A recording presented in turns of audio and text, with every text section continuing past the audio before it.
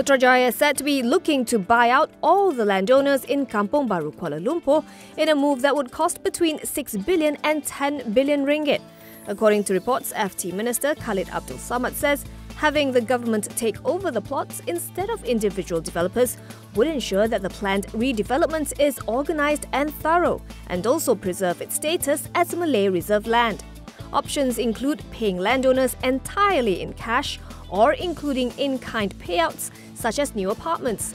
The funds will be raised either through the issuance of municipal bonds or bank borrowings. Kampung Baru, the last remaining traditional Malay enclave in the capital city, has long been due for a facelift, but the previous BN government had struggled for decades to get all 5,300 landowners on board with the idea of building skyscrapers on the 121.8-hectare mostly Malay agriculture settlement plot. There are also other complexities, including the overlapping and non-traceability of land ownership.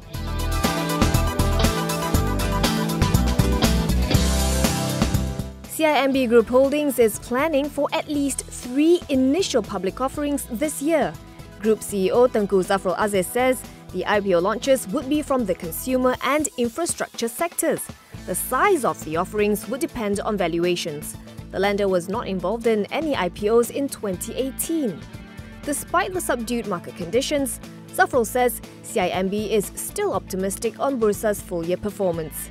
He hopes that positive announcements on the ECRL and Bandar Malaysia will stimulate related counters and at the same time boost the capital market. This year, CIMB will also be investing more in its information and technology and bank operations, allocating an additional 400 million ringgit on top of its business-as-usual allocation of 500 million ringgit. The bank is expecting a flat ROE of 12% for FY19. Nearly 4 months into the year, Zafrul notes that the bank is still maintaining its loan growth target of 6% to 7% in Malaysia. He says the group is quite cautiously optimistic of achieving its target, given the performance that it has witnessed in the first quarter.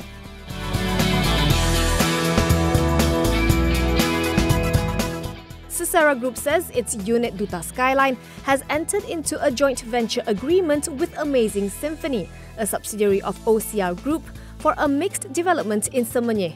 The project has a potential GDV of 10 billion ringgit. Sisera said in a Bursa filing today that it has decided to monetize its freehold land, measuring 501.5 acres. The plan will entail the development of landed residential homes, commercial shop units, high-rise strata developments and hospitals, among others. Duta Skyline will be entitled to 22% of the GDV for all low-rise landed developments and 18% of GDV for all high-rise strata development. The project is expected to be developed progressively over a period of up to 30 years.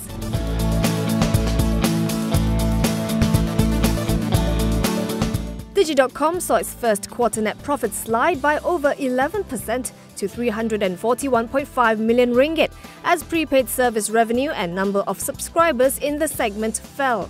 Total revenue shrank 7.7% to 1.5 billion ringgit.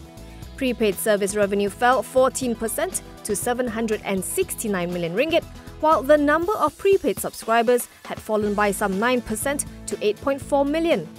Over the past 1 year, the telco said it had shifted its prepaid subscriber and revenue mix to reduce dependency on legacy voice revenues and drive healthy growth in internet subscribers and usage. It declared a first interim dividend of 4.3 cents per share.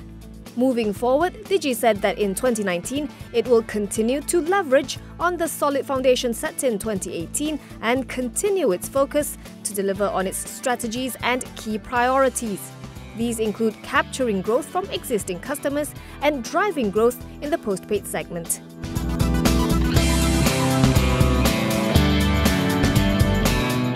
A witness in Dato Sri Najib Razak's SRC international trial says a 50,000 ringgit contribution in 2015 by the then UMNO president to a Kedah division was not channelled via its official bank account. UMNO Padang Serai Division Chief Dato Azmadi Abu Talib was one of the recipients of the cheques worth over 25 million ringgit issued from accounts linked to Najib and SRC International.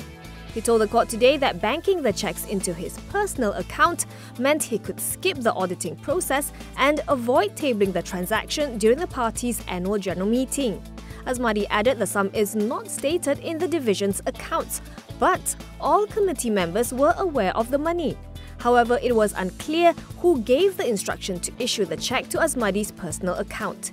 Najib is currently undergoing trial for 7 charges related to the alleged siphoning of 42 million ringgit from 1MDB's former subsidiary SRC International. The trial resumes at noon tomorrow.